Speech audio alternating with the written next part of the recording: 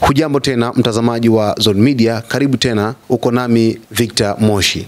Waziri Mkuu wa Israel Benjamin Netanyahu ametangaza kuwa taifa lake sasa linaelekeza nguvu zake zote katika ukanda wa Gaza baada ya kumaliza hatua za awali za mashambulizi dhidi ya Iran. Katika kauli iliyotolewa kupitia mitandao ya kijamii, Netanyahu alisema, "Tumemalizana na Irani, sasa tuna focus na tunaelekeza nguvu zote Gaza." Kauli hii inakuja baada ya kipindi cha mashambulizi ya kijeshi kati ya Israel na Irani ambapo pande zote zilishambuliana kwa silaha nzito takriban siku 12, huku mataifa ya kimataifa yakitoa wito wa utulivu, ambapo Rais wa Marekani Donald Trump amefanikiwa kuweza kusitisha mapigano baina ya Israel na Iran. Tangazo hilo linatoa ishara kuwa Israel inajiandaa na operesheni kubwa dhidi ya Gaza, jambo linaloweza kuchochea ongezeko la mapigano katika eneo hilo linalokumbwa na mvutano muda mrefu kati ya Israel na makundi ya wapiganaji wa Palestina. Maendeleo haya yanazua hofu ya kuzuka kwa wimbi jipya la vurugu na mateso kwa raia wa kawaida katika ukanda wa Gaza ambao tayari umekuwa ukikumbwa na hali ngumu ya kibinadamu na miaka mingi. Kauli hii inafuatiwa na tamko la mkuu wa majeshi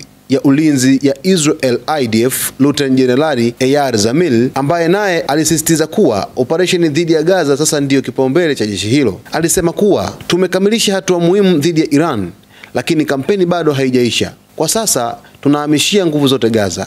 Jeshi lipo tayari, kinachosubiriwa ni amri," alisema Eyal Zamir. Matamko haya mawili yanaashiria mabadiliko makubwa ya mkakati wa kijeshi wa Israel kutokana na mapambano ya nje dhidi ya Irani na washirika wake hadi mashambulizi makali zaidi ndani ya eneo la Palestina.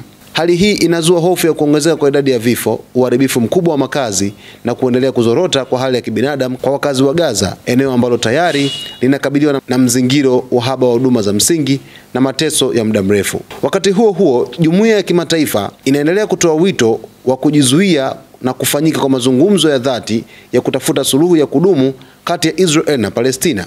Vile serikali ya Palestina iliweza kuiomba nchi ya Marekani kupitia rais wake Donald Trump mkataba kati ya Iran na Israel wa kusitisha mapigano hujumuishe na ukanda wa Gaza. Mtazamaji wa Zone Media, hii ni taarifa ambayo Waziri Mkuu wa Israel Benjamin Netanyahu ameweka wazi kwamba nguvu zote sasa hivi za jeshi la Israel zinaelekezwa katika ukanda wa Gaza kupambana na makundi ya Kipalestina. Sasa tufuatilie hapa ambapo kutakuwa kuna taarifa nyingi zaidi ambazo zitakuwa zinakuja kupitia Zone Media. Jina langu naitwa Victor Moshi.